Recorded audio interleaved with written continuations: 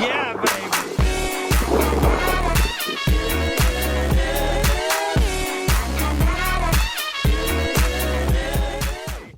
Previously on YouTube's The Drawing Dead. Let's just say the villain had quads and I had pocket nines, and I just didn't believe him.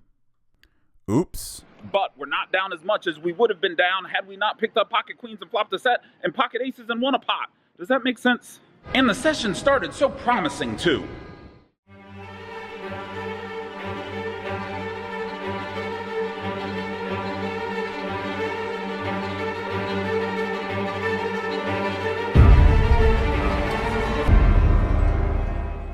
Thursday, February 7th. How is it February already? And I'm finishing a vlog.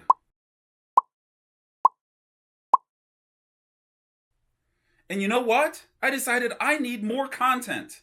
And in order to get more content, I gotta play. And since there's no time like the present, we are going to play now. Right now.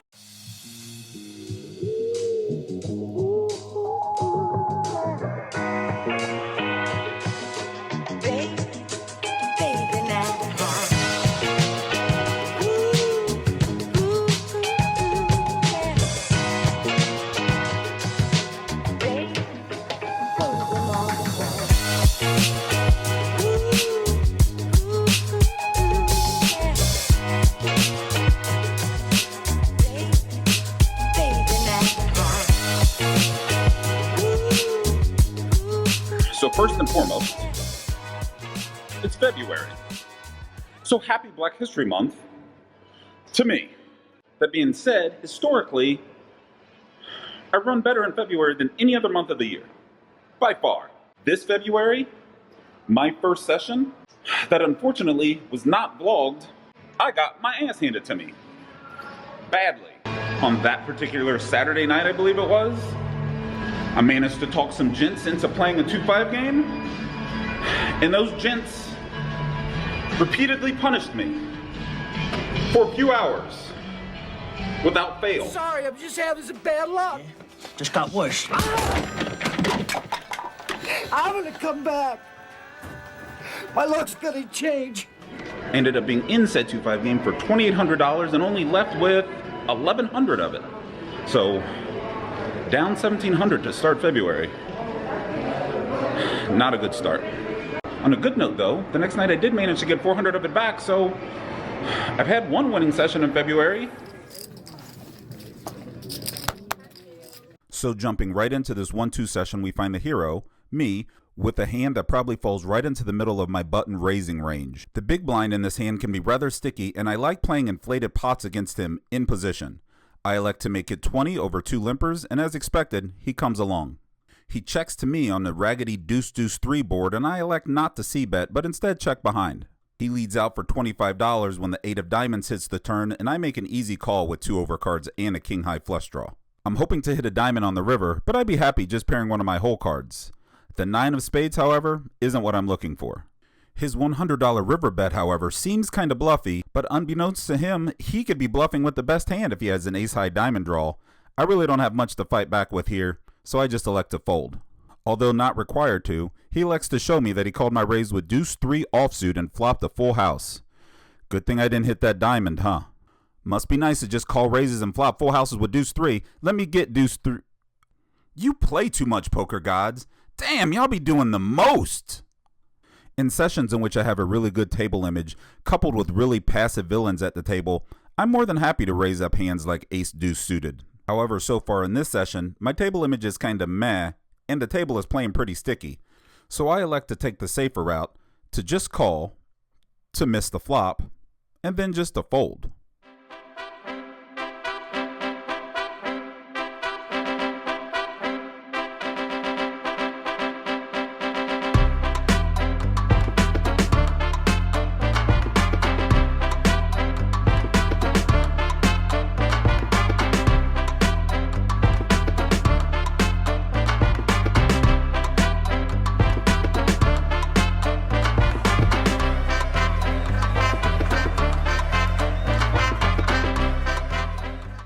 I've won a few hands and my table image is slowly coming around when this hand happens. There's a $6 button straddle on the small blind, whose VPIP at this point is probably about 97%, elects to limp.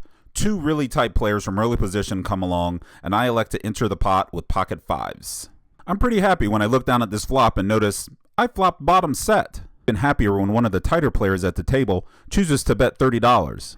Another early position player folds, and I elect to just call here, hoping to keep both the small blind and the button in the hand. Unfortunately, they fold, and we go to the turn heads up. The turn Queen of Diamonds is where I made the biggest blunder in this hand. When the villain bet $70, I instantly got it in my head that somehow this queen was bad for me and elected to just call. Had I paused to think about it for a second, I would have quickly realized that this particular villain would never lead with pocket queens into a king-high flop, nor would they bet a gut shot. So in reality, this queen doesn't change a whole lot of anything. The river 9 of hearts, however, changes everything, as now all the king-jack and queen-jack combinations get there. The villain bets 70 again, which is so small in relation to the pot size that I just go ahead and make a crying call. I was pleasantly surprised, but utterly confused when the villain turned over pocket aces. I know, right? Like the worst run out ever. Thank you.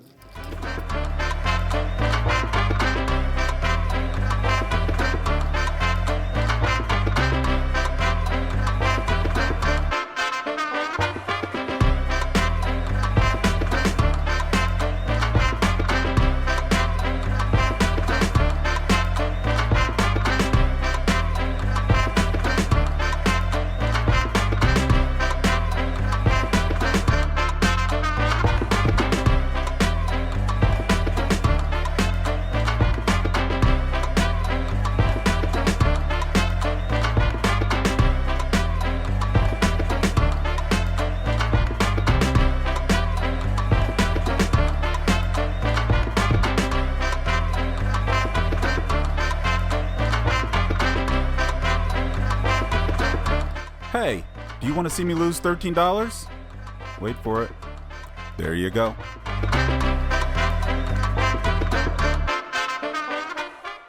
This is an interesting hand, not because of how it ends, but because of, well, how it ends. There's one limper in front of me, and I elect to bump it up to 15 with King 10 of diamonds. The hijack comes along, of course, and the limper calls as well. We go to the flop three ways. We flop top and bottom pair on a pretty wet board, and when checked to us, decide to bet $35. On a board this wet, I'd be really surprised if the hijack doesn't call. He does, and we go to the turn heads up. The turn 10 of clubs is, as a friend of mine would call it, very favorable. Not only because I now have a full house, but also because I can tell the hijack is itching to bet it. He has about $170 left, so my plan here is to go for a really small check raise on the turn, which won't really leave him much option but just to call it off on the river.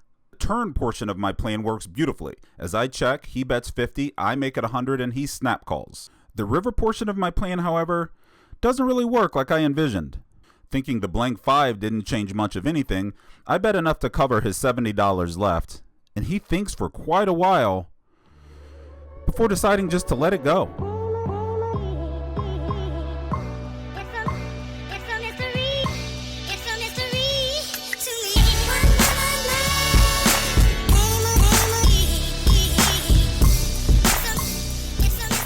Another mid-session update, and another mid-session update in this frigid-ass temperature.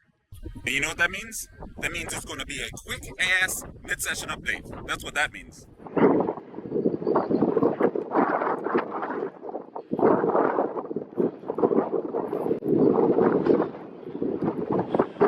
All right, we got a lot of elements going on. Stop! All right, we got a lot of elements going on tonight. We got some wind, we got some cold, and we got some more cold. So quickly, my game is pretty good. I can't complain for Thursday. I'm up a bit. I flopped some sets. I've turned some full houses. Fortunately for me, my table is playing pretty straightforward. And when I mean pretty straightforward, I mean extremely straightforward. I've been here 3 hours and I've seen one guy bluff once. That's how straightforward this game is. So, to beat games like this one, what do you need to do? A little patience, correct? Whoever said that out there. I heard somebody say patience. That is correct. You're also correct, sir. Whoever said make some hands, make some hands. Making hands definitely helps. You know what else you can do? You yourself can start bluffing a tiny bit more. And that's what I'm doing. A tiny bit. But it's freezing. And since it's freezing, we're getting out of that cold. And we're going back to play. Let's finish up this night.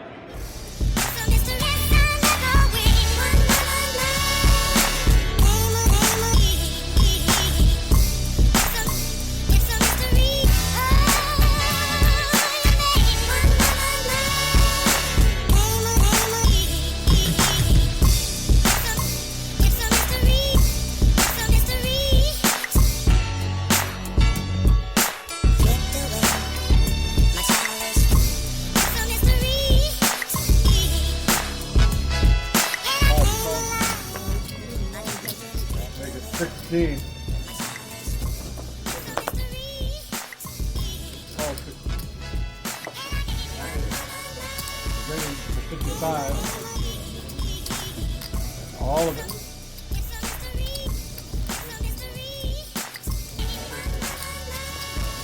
There's the lead.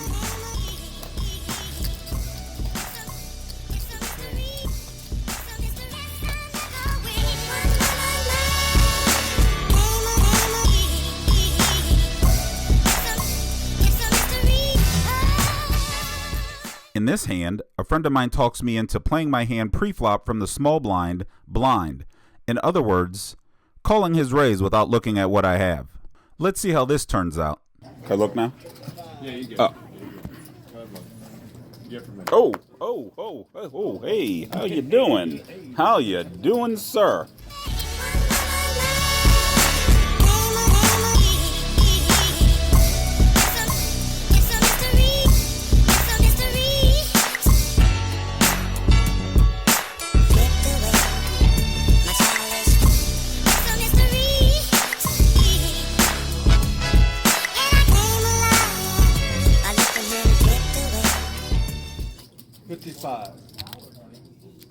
Jacks.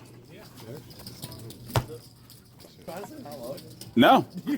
No, that's why I was like, whoa. Like when I said that, like when I looked and then like, I was like, that was like a legit reaction. A $5 under the gun straddle, a couple limpers, and I wake up on the button with 10-9 suited. In games that are playing really passively, I'll typically raise it up with hands like this because they flop really well and open up my options for post-flop lines. After raising to 25, I get called by only one of the early position limpers, and we see the flop heads up. The flop is a pretty raggedy Queen 8-3, and when checked to me, I elect to make a continuation bet of $40. I expect to get called by all queens, maybe some eights, and maybe some stubborn pocket pairs. The villain takes a while with it, but decides to make the call.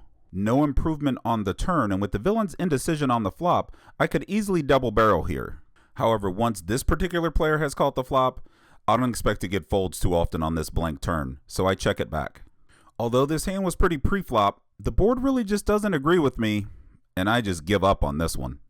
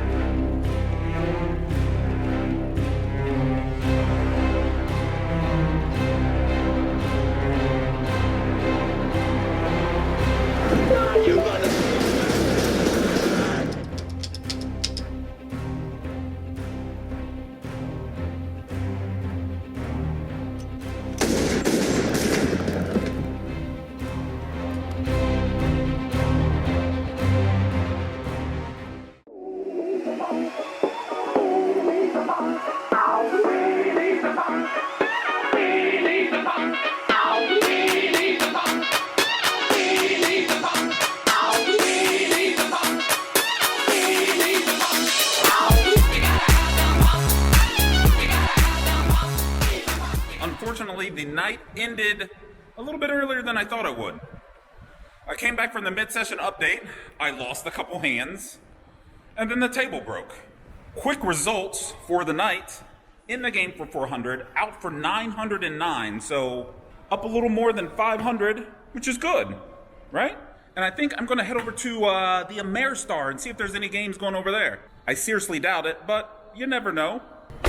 But just in case I don't see you guys, thanks for watching. If you like the videos, make sure you subscribe, hit that thumbs up icon and leave me a comment, and I will probably respond. Probably. And I'll catch you next time, which might be in a couple minutes. But most likely, next week. Bye.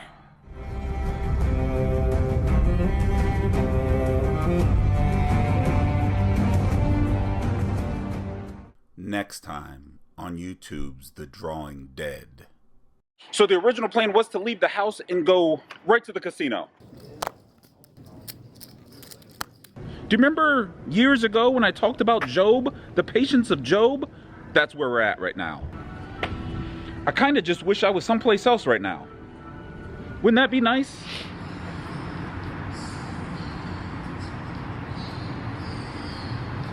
Where am I? And since there's no time like the present,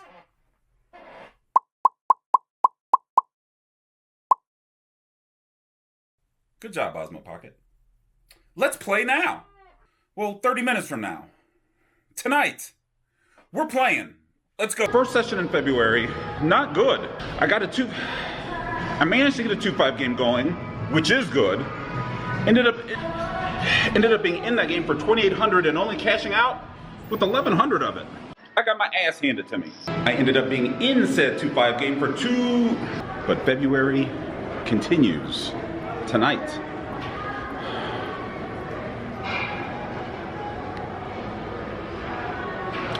But February continues tonight.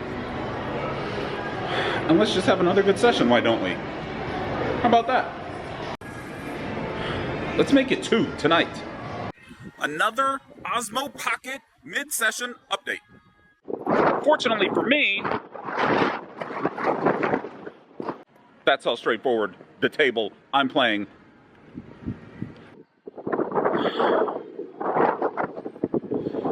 And I'm hanging in there, to say the least. Living it up, I guess that's the way it goes when you're supposed to win.